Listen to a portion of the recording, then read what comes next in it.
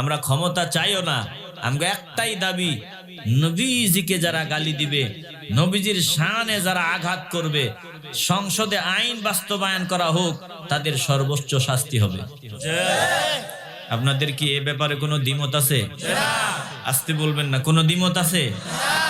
প্রধানমন্ত্রী শেখ হাসিনা তিনি নিজেই বলেছেন, নৌকা নূহ নবীর নৌকার সাথে তুলনা দিচ্ছেন, নৌকারে, যে নাজাতের জন্য নৌকার বিকল্প নাই।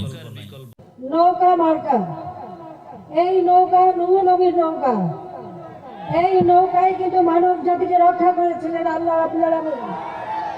এই নৌকায় ভোট দিয়ে এদেশের মানুষ স্বাধীনতা পেয়েছে। না না, নাউজুবিল্লাহ কয়েন না, একটু দিল দিয়া শোনেন। আমিও বলি যে হ্যাঁ, এই নৌকাটা যদি ইসলামের নৌকা হয়, তাইলে এই নৌকার যাত্রী হতে কোনো অসুবিধা নাই। কথা কয় না? নূহ নবীর নৌকার সাথে তিনি তুলনা দিচ্ছেন সিলেটের, সম্ভবত সিলেটের একটা সমাবেশে, সিলেটের একটা সমাবেশে নূহ নবীর নৌকার সাথে তুলনা করছেন নৌকারে।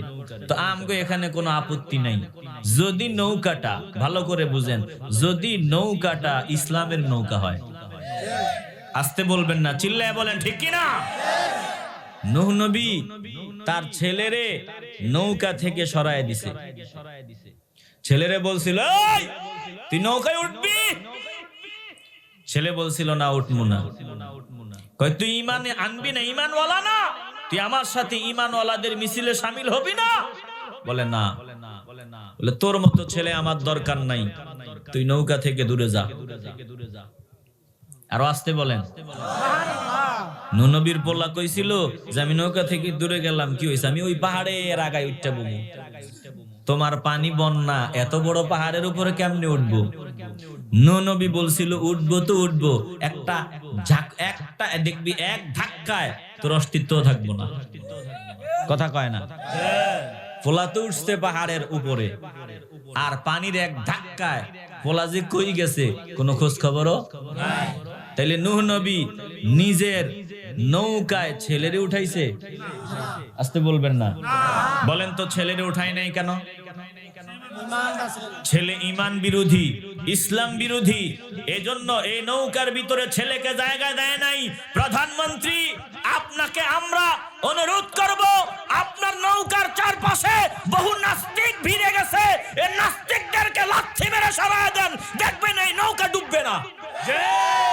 কিন্তু এই নাস্তিকদের যদি নৌকায় জায়গা দেন, ভুলে যাবেন না জোয়ারের পরে ভাটাও আছে। আমরাও নৌকার পেছন যাত্রী হতে চাই, কথা কয় না? কিন্তু আমাদের একটা দাবি, যারা আমার নবীকে গালি দেয়, ইসলামের বিরোধিতা করে, এই নৌকা থেকে ওগুলারে সবগুলারে বাহির করে দেন। তাইলে বাংলাদেশের মানুষ এই নৌকার যাত্রী হতে কোনো অসুবিধা নাই। আসতে বলবেন না, চিল্লায় বলেন। আচ্ছা, আমরা কি নৌকার বিরোধী? আসতে বলবেন না, বিরোধী না। আমরা দালালি করি না, আমরা কোন দলের দালাল না, আমরা এক আল্লাহর গোলাম, এক নবীর উম্মত। চিল্লায় বলেন ঠিক কিনা? আমাদের একটাই দাবি, যে নাস্তিকরা যখন ইসলামের বিরুদ্ধে কথা বলে, যখন নাস্তিকরা টাকসুতে বসে বলে যে শরিয়াতে ওযু, শরিয়াতে আযান, রশিদে ইসলাম, এগুলো তাদের সহ্য হয় না, এই লেখাপড়া বন্ধ করা উচিত, এ কথাগুলো যখন তারা টকশুতে বসে বলে, তখন আমগো কলিজার রক্তক্ষরণ হয় যে এরা কিভাবে আপনাদের আশ্রয় প্রশ্রয়ে থাকে। এগুলারে লাথি মেরে বের করে দেন, দেখবেন এদেশের মানুষ আপনাদেরকে মাথার তাজ বানায় রাখবে। আর নয়তো আপনাদের কল্যাণের জন্যই বলি, নয়তো লাঙ্গলের জোয়ারও গেছে, ধানের শীষের জোয়ারও গেছে, নৌকার জোয়ার চলতেছে, এই জোয়ার বেশি দিন থাকবে না, যৌবন বেশি দিন থাকে না, চিরস্থায়ী হয় না, ক্ষমতা চিরস্থায়ী হয় না। এমন কিছু করে যান যাতে আজীবন আপনার বাবার মতো আপনাকেও মানুষ মাথায় তুলে রাখে। আসতে বলবেন না, চিল্লায় বলেন ঠিক কিনা? মনে হয় রাগ হয়েছেন আপনারা। ভালো কথা তো অনেকের ভালো লাগে না, এটার ঘুরে ফিরে কোন দিকে জানি না, আল্লাহই জানে। মুসলমান ইমানদার গাদ্দারি নয়। কাইফা তাকফুরুনা বিল্লাহ, কিভাবে তোমরা গাদ্দারি করো? আল্লাহ বলেন ওয়া কুনতুম আমওয়াতা, অথচ তোমরা ছিলা মরা, আমাদের কোনো অস্তিত্ব ছিল না। একটু দিল থেকে ইমানের আওয়াজ দিয়া বলেন আমরা কি ছিলাম? মরা ছিলাম। মরণ কয়বার? আমি জানতাম এটাই কইবেন। মরণ কয়বার? আস্তে বলবেন, আস্তে বলবেন না, জোরে বলেন। মরণ কয়বার? আমি জানতাম এটাই কইবেন। জীবন কয়বার? হ্যাঁ, এটাই বলবেন। আয়াতটা তেলাওয়াত করি, তারপরে বলেন।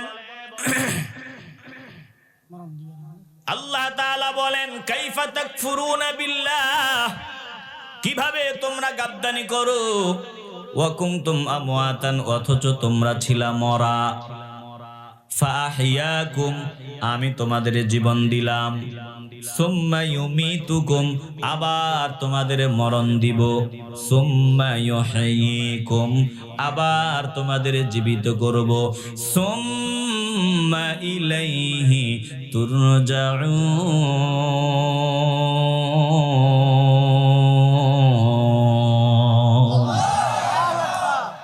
সব তোরা আমার কাছে ফিরে আসতে হবে, আমার কাছে সবাইকে ফিরে আনবো, কেউ বাকি থাকবি না। তুই সাগরের তলায় গিয়া মরো, তোমারে আগুনে পোড়ায় দেওয়া হোক, কবর দেওয়া হোক, যেখানেই তোর সমাধি হয়, চূড়ান্ত ঠিকানা আমার কাছে তোদের আসতে হবে। এ মুসলমান ইমানদার, তাইলে এই আয়াত থেকে আমরা কি পেলাম? প্রথমে আমরা ছিলাম মরা। ফাহিয়াকুম, আল্লাহ বলেন তোমাদের আমি জীবন দিলাম। এরপরে মাঝখানে সুম্মা ইউমিতুকুম, আবার তোমাদের মরণ দিব। সুম্মা ইউহয়িকুম, তারপরে আবার আমাদের জীবিত করবেন কে? এবার বুঝে থাকলে বলেন জীবন কয়বার? আরো আস্তে কন। মরণ কয়বার? এই যে আমি আপনাদের সামনে কথা বলতেছি, যদি আমার ভেতর থেকে রূহটা বাহির হয়, আপনারা আমারে কি বলবেন? মরা। আগে আমরা ছিলাম মরা, আল্লাহ আমাদের জীবন দিলেন।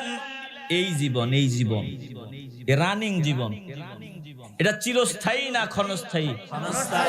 আর একটু আস্তে বলেন, একটু দিল দিয়ে অনুধাবন করেন। তাইলে পূর্বে ছিলাম মরা, জীবন দিলেন আমার আল্লাহ। এই জীবনটা মাওলা দিলেন, এই জীবনটা কিন্তু চিরস্থায়ী না, জীবনটা ক্ষণস্থায়ী। এবার সামনে আবার আল্লাহ আবার বললেন এই যে জীবন, এটা শেষ হবে। বলে একদিন এই জীবনটা শেষ হয়ে যাবে, জীবনটা শেষ হয়ে যাবে। আল্লাহ বলেন সুম্মা ইউমিতুকুম, এই জীবনের পর তোমাদের আমি মরণ দিব। মরণের পর সাদা কাপড়ের প্যাকেট বানাইয়া মাটিতে গর্ত খনন করিয়া মানুষ মাটি চাপা দিয়া চলে আসবে। আল্লাহ বলেন শোনো, আমি ওই মাটির ভেতরে সুম্মা ইউহয়িকুম, আবার তোমারে জীবন দিব, ওই কবর থেকে তোমাকে জীবিত করে ওঠাবো। সুম্মা ইলাইহি তুরজাউন, আমি মাওলার সামনে তোদের হাজির হতে হবে। গোটা জিন্দেগীর হিসাব নিকাশ পাই পাই করে আমার সামনে দিতে হবে।